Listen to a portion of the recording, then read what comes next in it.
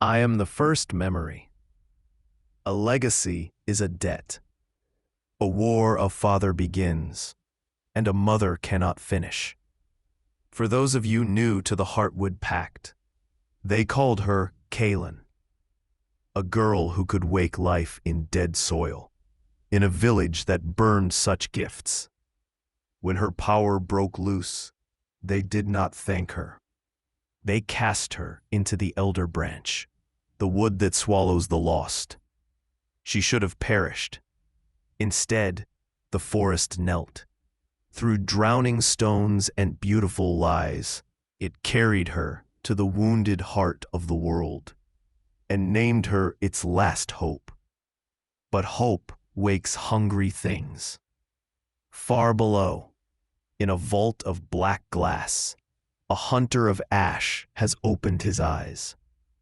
And now the forest asks her to shoulder 1,000 years of grief before she even learns what it cost the two souls she loved most.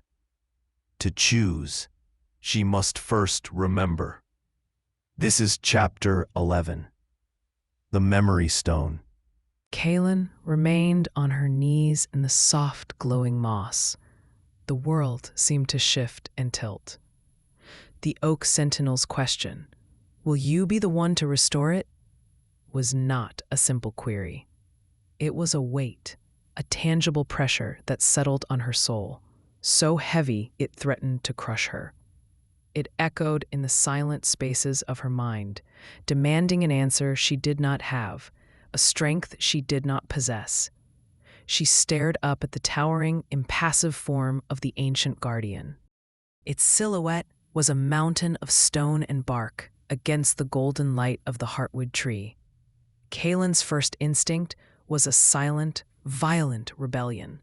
No, how could she?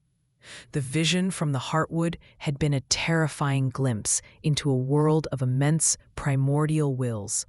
The sorrow she had felt was a wound that still ached in her spirit.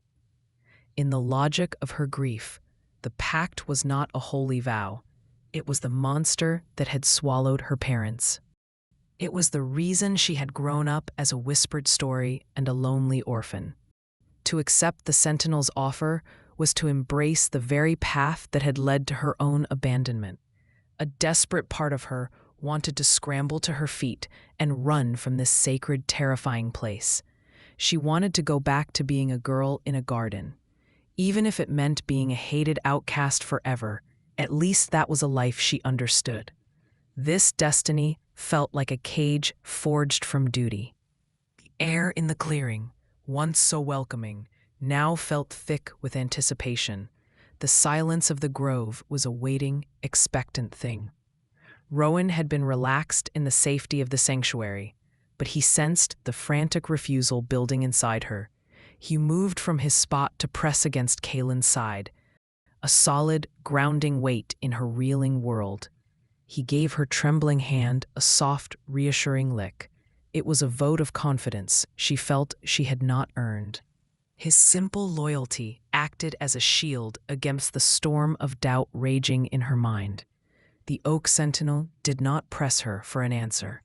It seemed to see the storm of refusal and fear raging within her, and chose to wait. Amber eyes, which held the memory of mountains rising and falling, were filled with a deep, immeasurable patience. The guardian was not a judge demanding a plea, but a guide waiting for a choice. When the voice resonated in her mind again, it was softer. Resembled the rustling of ancient leaves rather than the grinding of stone. The choice must be yours. Seed of renewal. The pact cannot be forced. It must be accepted. The voice was a calm sea in her turbulent mind. But to choose, you must first remember. The heartwood has shown you the power of the pact. Now the stone will show you the cost. The great guardian turned its massive head with a slow, deliberate motion. It gestured toward a specific part of the grove, a place beyond the monoliths, half hidden within the whispering leaves of the Grove of Echoes. There, lying buried in the moss like a fallen gravestone, was a flat, gray slab of rock. Kaelin knew, with a sinking feeling of inevitability, that she could not leave without understanding the truth. She could not refuse the burden until she truly knew its weight. Pushing herself up on shaky legs, her hand resting on Rowan's back for support, she followed the sentinel's silent command. She walked toward the stone that held the memory of the price her parents had paid. The oak sentinel led her away from the base of the heartwood tree. Heavy, silent footsteps made the ground tremble as the guardian navigated the grove. They entered the Grove of Echoes, a place sheltered by the low-hanging branches of ancient willows. The grand, temple-like awe of the main clearing was replaced here by a somber atmosphere of remembrance. This was a sanctuary of memory rather than raw power. In the center of this small clearing lay the memory stone, a primary slab of the packed stone circle. This rock appeared to have been moved here, or perhaps the grove had simply grown around it over the centuries. It was a single great slab of flat gray stone, half buried in the moss.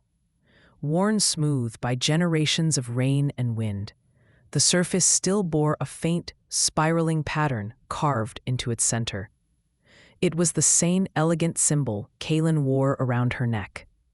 The sentinel stood back as she approached, a silent observer, granting her the space to face this revelation alone. Rowan padded silently to her side, pressing his warm, furry body against her leg as she knelt before the stone. His silent, unwavering presence was a shield against the cold sorrow emanating from the rock. The air here was cool and still. Kaelin reached out a hesitant hand and touched the stone. It was cool and solid beneath her fingertips, a stark contrast to the vibrating, living energy of the heartwood. This was a place of memory, not of raw power. She had a desperate, aching need to understand her parents' fate. She had to know if they had truly abandoned her, or if there was another reason. Taking a deep breath, she placed her palm flat on the carved spiral.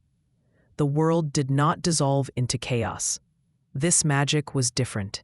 It was focused, personal, and profoundly sad. A new vision enveloped her. A clear, narrative memory that unfolded before her mind's eye with the clarity of a lived experience. Now a silent witness, Kaelin stood in this very grove, but it was the grove of 10 years ago. The heartwood tree in the distance pulsed with a stronger, healthier light. The air was filled with a tension she could almost taste. Her parents stood before her. They were younger than the faded images in her own memory. Her mother's long, dark hair was braided with small, white flowers.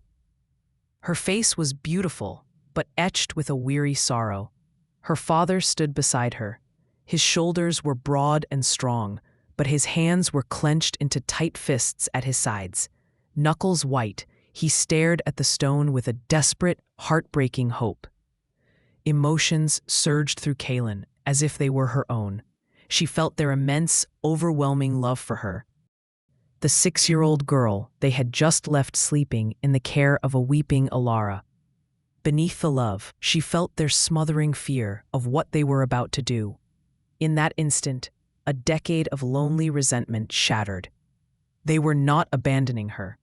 They were trying to protect her from a coming darkness they could no longer ignore. They stood before the memory stone, their hands clasped, as they began the ancient ritual to invoke the pact. Their voices low and murmuring, the vision flickered violently. It resembled a candle flame caught in a sudden draft. For a split second, the world stuttered. Kaelin saw her father's face contort, a silent, desperate struggle against something inside him. A shadow, dark and cold, passed behind his eyes. It was a momentary eclipse of his will. His hands trembled as if they were no longer entirely under his own control.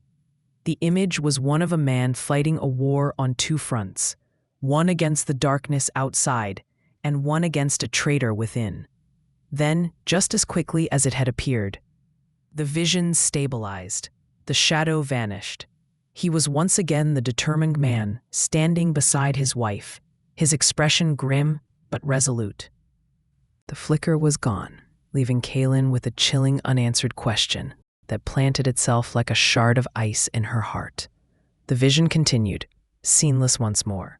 She watched her parents press their hands together onto the surface of the memory stone, right where Kaelin's own hand rested now.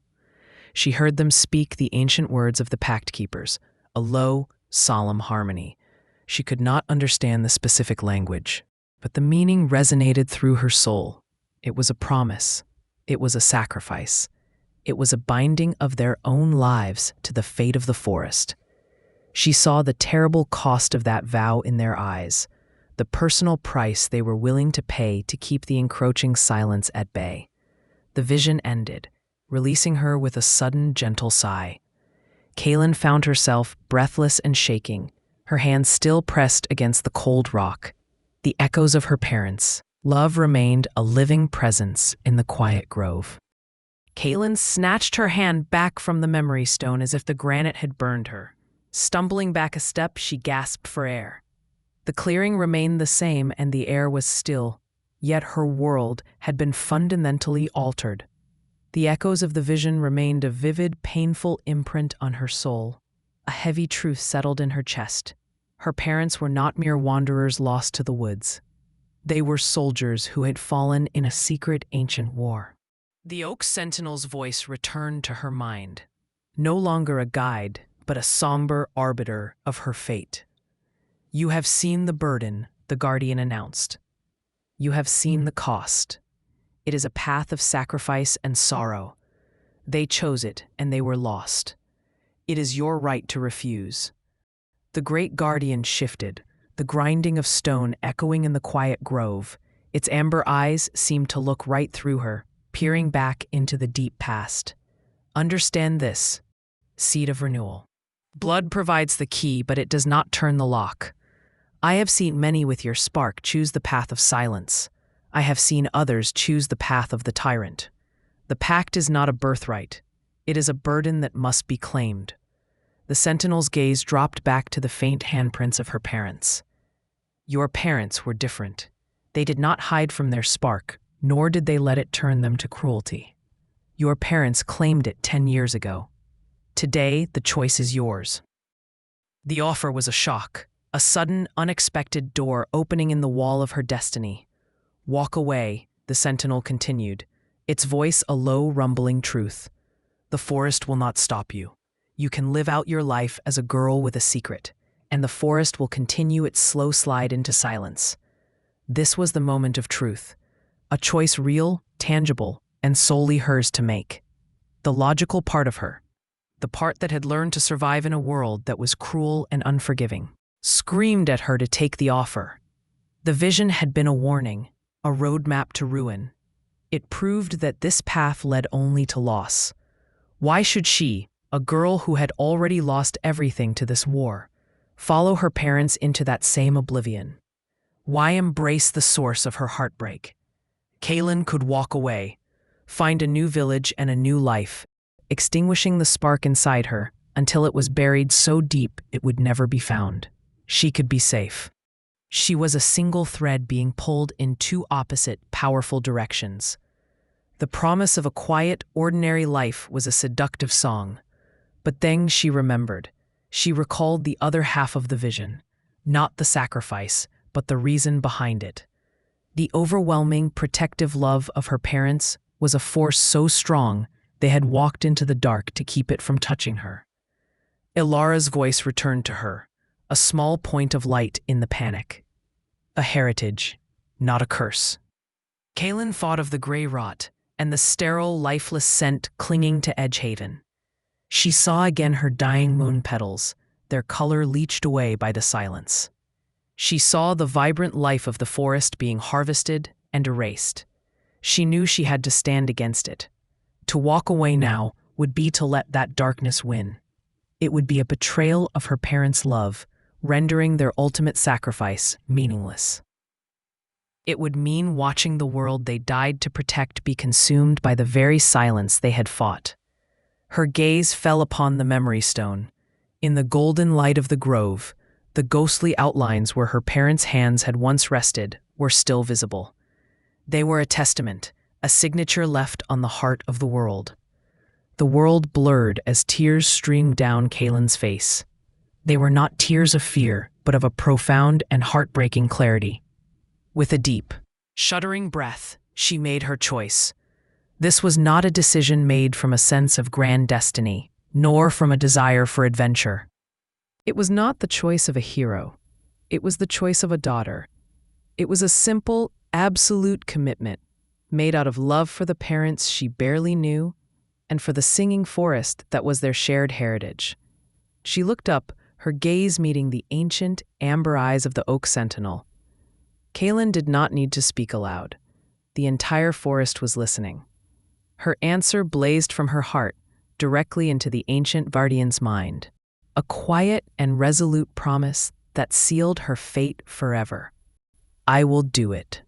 The stone has spoken, and Kaelin has heard its price. She knows now what her parents paid, and still she did not run. The vow is made. But a vow is the easy part, child. To speak a promise costs nothing. To carry it will break you. The forest does not arm the weak. To claim its first law, Kaelin must let it carve itself into her very bones and learn that power is not a gift. It is a wound you choose to keep. And while she bleeds for her birthright, the hunter of ash draws nearer. Find your guardian and claim your collector pack at the foundation of this record before the steel bites. Next, the law of endurance. I remain the first memory. Watch the shadows, for they are watching you.